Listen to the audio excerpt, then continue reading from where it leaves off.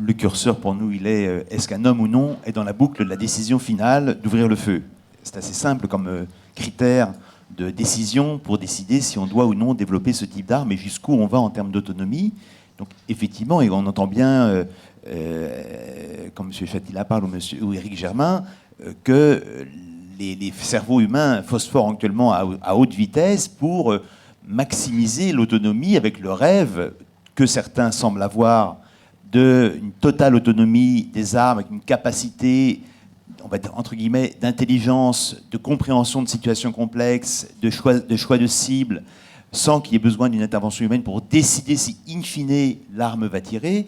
Donc, c'est justement dans ce contexte-là de autonomisation progressive des armes, et on le voit bien au cours des 30 dernières années, et vous l'avez parfaitement décrit en citant quelques types d'armes, et on peut également citer les robots sentinelles qui sont à la frontière entre la Corée du Sud et la Corée du Nord, pour tirer en cas d'intrusion dans la zone démilitarisée. Et là encore, ce sont des robots qui sont avec intervention humaine, avec un homme dans la boucle, comme on dit toujours selon le langage militaire. Donc pour nous, il y a également, si on lance cette campagne, c'est pas par hasard, c'est qu'on sent bien que dans les cartons des laboratoires d'ingénierie, de défense, certains cherchent à autonomiser au maximum, certains armes qu'on appelle nous des précurseurs vont déjà très loin en termes d'autonomie de vol, en termes notamment des avions, on va dire, ou des drones, mais on n'est pas contre les drones, on n'est pas contre la robotique, hein, je précise tout de suite. On est sur la manière dont on utilise les drones, dans la mesure où tous ces drones, pour l'instant, ont tous un homme dans la boucle au moment de la décision, pour ceux qui sont des drones d'attaque, ou des drones avec des capacités de déclencher du feu. Pas des drones d'observation, bien sûr. Donc on voit bien on va vers une autonomisation croissante, et d'après les informations que nous avons, d'ici 10 ans, 20 ans, 30 ans, disent certains, et Éric Germain a bien précisé à quel point on est très très très loin encore de donner à une arme la capacité de comprendre des environnements complexes, comme l'avait dit aussi mon voisin de gauche. Mais ça n'empêche que peut-être que dans 20 ans, 30 ans, oui, ça sera considéré comme possible. Eh bien, nous estimons que si ces armes voient le jour, eh bien, elles seront contraires aux principes actuels du droit international humanitaire, ces principes qui sont très protecteurs des populations civiles en particulier. Et donc, c'est pour ça que nous sommes très vent debout contre l'autonomisation totale. C'est bien le mot total qui est important. L'autonomie, elle est très, comme on l'a dit, entre l'autonomie du robot démineur ou brancardier qu'il faut téléguider avec une télécommande et ce dont on parle, nous, dans cette campagne, on est à milieu l'un de l'autre. Donc, faut bien préciser, effectivement, les termes qu'on utilise dans ce débat. Alors, on va revenir tout à l'heure sur les campagnes, plus en détail. Je me retourne vers M. Dorman sur l'objet même, justement, qui découle de l'état des lieux. La réflexion du CICR, la réflexion aujourd'hui de tous ceux qui sont concernés par ces questions-là. On évoquait, avant de démarrer ce débat, le fait que les conférences se multiplient. Alors, que ce soit des conférences académiques, que ce soit des conférences initiées par le CICR, que ce soit des conférences au sein des Nations Unies, comme celle qui s'est tenue à Genève donc, au mois de mai, etc. Donc ça phosphore beaucoup autour de ces questions-là. Tout à fait. Si je peux rebondir sur 2-3 points qui ont été évoqués juste avant. Ce qui m'importe vraiment, c'est cette description du continuum dans l'automatisation. Et je pense qu'il est important, ce n'est pas uniquement de regarder à des armes qui seront entièrement autonomes. Ce qui nous semble important, c'est qu'on regarde déjà, dans ce continuum, de regarder à des armes qui ont des fonctions critiques qui sont autonomes. Donc, s'il y a une capacité autonome d'identifier, sélectionner et cibler, ces armes doivent être analysées à l'égard du droit international humanitaire et surtout quel genre de contrôle humain est nécessaire pour assurer que ces armes vont être utilisées déjà maintenant dans les conflits armés et dans les conflits armés dans un futur plus immédiat. Donc cette discussion, à notre avis, doit avoir lieu et pas uniquement ce que nous on décrit maintenant comme plutôt du science-fiction et quelque chose qui va se passer dans 20 à 30 ans parce que la technologie n'est simplement pas encore suffisamment développée. Donc c'est maintenant qu'il faut se poser des questions et c'est pour ça aussi qu'il y a toutes ces réunions qui qui se tiennent. Il n'y a pas encore une réunion qui est maintenant, ou une conférence qui est maintenant sur place en vue de légiférer ou de réglementer cette technologie. Ce qui se passe maintenant, c'est beaucoup plus des conférences qui essayent de poser les questions, de bien définir les enjeux pour après apporter des réponses. Et si l'on voit simplement qu'à notre connaissance, jusqu'à présent, il n'y a que 2 États dans le monde, la Grande-Bretagne et les États-Unis, qui ont publiquement décrit leur politique à l'égard des armes autonomes, ça montre déjà qu'on est dans une phase où il y a un besoin assez important de faire de l'éducation, de mettre vraiment toutes les questions sur la table pour que aussi d'autres États qui sont en état de réflexion se posent maintenant les questions qui sont pertinentes. Et c'est pour ça que depuis, en fait, 2011, que le CICR, via un rapport à une conférence internationale de la Croix-Rouge, a lancé ces réflexions et a essayé de stimuler vraiment le débat. Et la conférence que vous avez mentionnée, que le CICR a organisée en mars de cette année, avait justement ça pour but, vraiment d'avoir une étendue large de discussion, qu'on regarde vraiment qu'est-ce qui est maintenant techniquement possible, qu'on a une bonne compréhension de ce qui est en train de se développer. Après, voir quelles sont les questions juridiques qui se posent.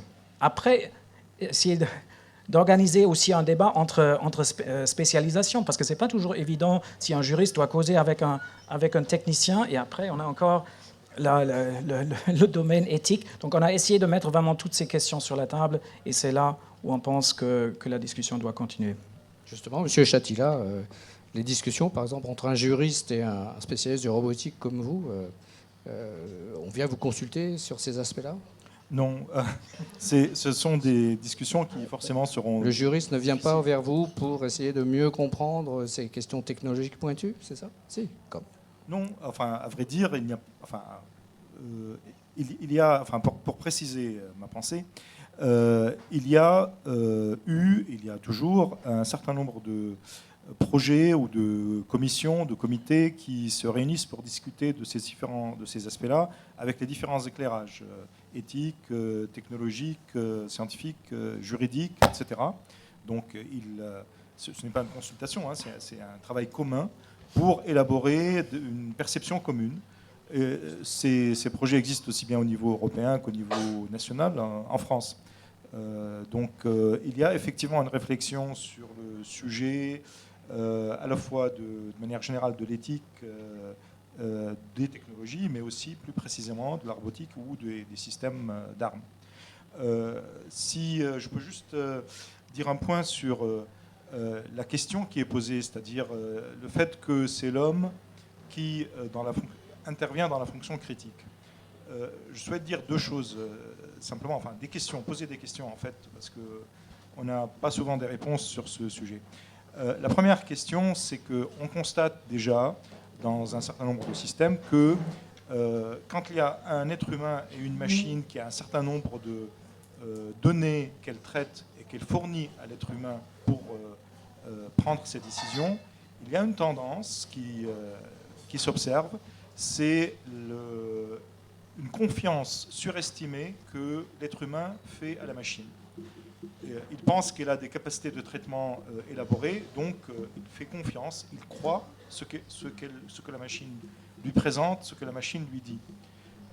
Et cette confiance fait que même si c'est lui qui prend la décision, il faut quand même savoir par quoi elle est éclairée, par quoi elle est informée, cette décision. Donc ça, c'est une première question. La deuxième question qu'il faut se poser, c'est qu'on peut poser comme principe, effectivement, que l'homme doit intervenir au dernier moment dans les fonctions critiques, mais la question est que ce n'est pas toujours possible. Ce n'est pas toujours possible parce qu'il n'y a pas toujours de communication. Les communications peuvent être interrompues. C'est des systèmes radio qui peuvent être soit en panne, soit brouillés, etc. Donc il n'y a pas toujours de communication possible. Et d'autre part, il n'y a pas forcément le temps. C'est-à-dire que, et c'est pour ça que ces systèmes ont été conçus, celui que j'ai mentionné tout à l'heure, le temps de réaction humain est trop lent par rapport à l'intensité ou la dynamique de la situation dans laquelle le système se trouve. Donc, ce qui finalement interdit, empêche la décision finale prise par l'homme. Donc, il faut s'interroger si cela ne va pas être une motivation pour aller outre la décision finale par l'homme. Très bien. Monsieur Dorman. Oui, c'est effectivement là où je dirais la discussion entre techniciens et juristes doit commencer, parce que déjà dans la programmation ou la conception de ces armes-là, le technicien doit être capable d'introduire les notions de droit international humanitaire. Et on le sait, ils sont assez souvent circonstanciels. Prenez juste la définition d'un objectif militaire. Donc, le droit international humanitaire dit qu'il faut uniquement attaquer des objectifs militaires. Les deux composantes de la définition d'un objectif militaire, c'est premièrement contribution effective à l'action militaire. Donc c'est comment qu'on va programmer une telle arme pour faire cette évaluation. Le deuxième test qui doit être fait, que la destruction ou la neutralisation doit offrir un avantage militaire. L'avantage militaire peut évoluer selon les circonstances. Donc, est-ce que là, ce défi de programmation est possible? Maintenant, ce qu'on a entendu avant avec les phalanges et d'autres, ce sont quand même des systèmes d'armes qui sont utilisés dans des situations très spécifiques et pas dans un environnement complexe et brouillé, ce qu'on a entendu. Pour autant qu'on peut limiter vraiment ces champs d'application de ces armes-là, il n'y a potentiellement pas tellement de problèmes d'un point de vue droit international humanitaire. Mais après, quand l'environnement devient plus complexe, s'il y a une volonté des forces armées d'utiliser cette technologie robotique dans des situations plus complexes, est-ce que ça, c'est vraiment quelque chose que, via la programmation en avant, est-ce que ça, c'est possible? Comment introduire donc la technologie, des systèmes de programmation qui permettraient, par exemple, de discerner un civil d'un militaire? Par exemple? C'est exact. Pour les personnes, j'imagine que c'est déjà assez difficile, mais c'est pour ça que j'utilisais plutôt l'exemple d'un objectif militaire où il y a deux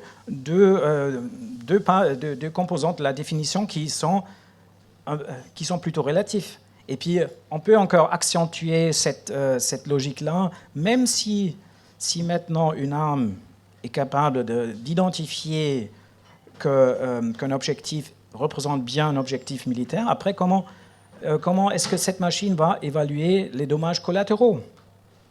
Donc, les dommages collatéraux civils qui peuvent être causés. Et nouveau, là, il doit y avoir un jugement qui doit être porté entre l'avantage militaire, qui est quelque chose qui, par nature, est relatif, en comparaison avec la mort des civils et la destruction de biens civils, donc quelque chose qui est très concret.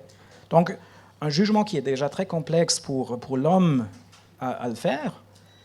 Et est-ce que là, le programmeur va être en mesure d'introduire des standards objectifs, parce que ça doit être objectivisé, dans un système armé qui, à la fin, prend des décisions sur la vie et la mort? Voilà, monsieur. Oui, Est-ce qu'il est